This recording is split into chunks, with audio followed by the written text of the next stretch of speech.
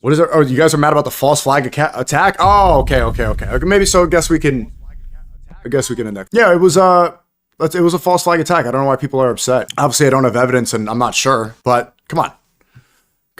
What's the playbook over the last 20 years? We've seen this time and time again. The playbook is Israel needs to demonize Muslims so that they can continue bombing the Middle East to establish greater Israel.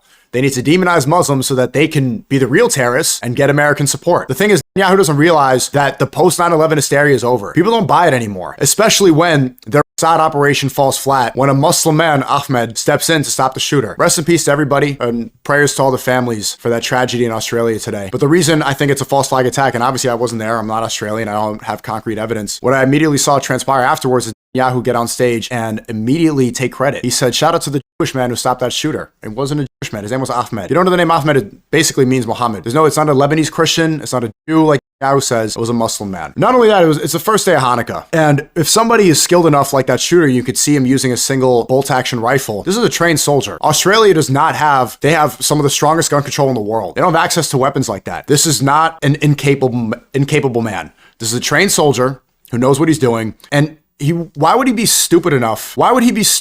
So let's see what the narrative is, right?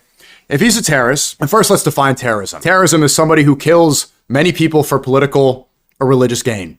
That's what America's doing right now. If we're going to judge it off of that, America killed 1 million people in Iraq based off of the 3,000 that died on 9/11. You can talk about what really happened on 9/11. Watch the Tucker Carlson documentary if you're going to call me an anti-Semite. 9/11, come on. The passports in the rubble, the war that was justified afterwards, the weapons of mass destruction that were never found. If we're going to say that terrorism is for religious or political gain, which is the actual definition, then America's the biggest terrorist in the world.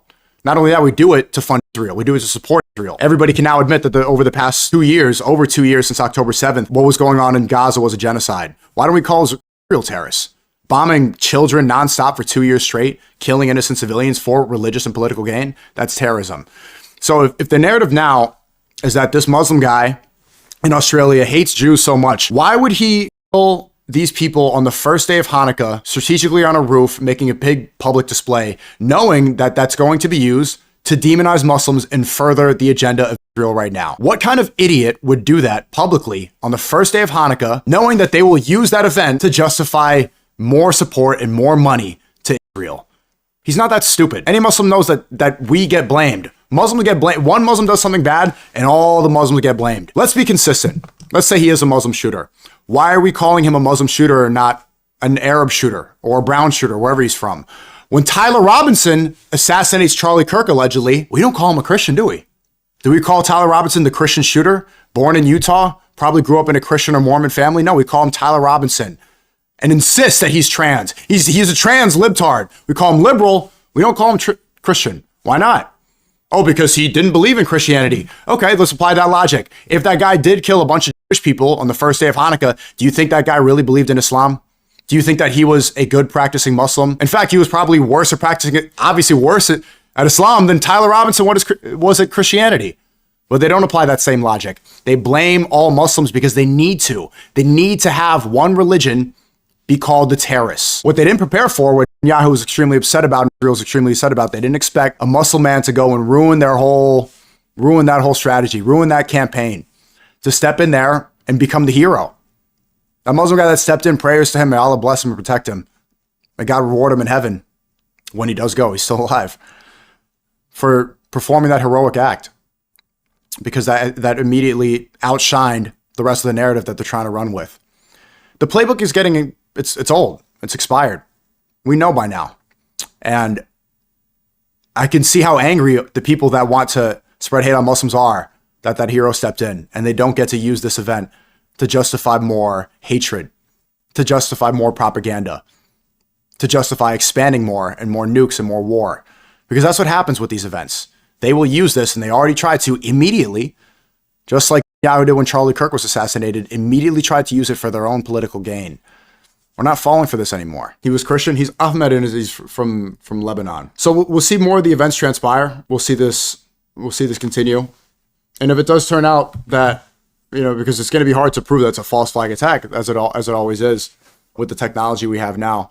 I want everybody to be consistent. If you're not going to call Tyler Robinson a Christian, if you're not going to call the illegal immigrants coming in from Mexico Christian gang members, everybody that comes in from the Mexican border, the people from South America, Mexico, they come into America and they flood fentanyl everywhere. Do they call them Christian gangs? They don't call them the Christian gangs. They say Mexicans. But if someone's from Syria and is very clearly not a practicing Muslim, if he's committing murder, is this a Muslim guy or is this somebody insane? They never say insane. They never apply the mental health insanity. They never say that for somebody who's brown or somebody who's Muslim. They use it for their political agenda. People are starting to see through this. We're tired of the same repeated news story over and over again. After weapons of mass destruction in Iraq, after we needed to deploy troops, when Israel did not deploy one troop in Iraq, it was all American soldiers going to find these mysterious weapons that were never found and never existed. You're going to believe another one of these stories that's going to be used for the same exact political and religious motive? I don't think so. I don't think so. Not only that, I'm sure you guys saw when Candace Owens posted, I think 16 days ago, she said there's talks going on right now that Israel's going to stage a false flag attack on the second week of December. There we are. Here we are today. Is that just a random coincidence? Is that a crazy coincidence? I called Mike Malak. Mike Malak called me earlier today, and he was debating this, and he was going back and forth. He's like, oh, what about all the Muslim terrorist attacks that happened in the past? What are they? Are there really more Muslim terrorist attacks compared to Israeli terrorist attacks, Christian terrorist attacks?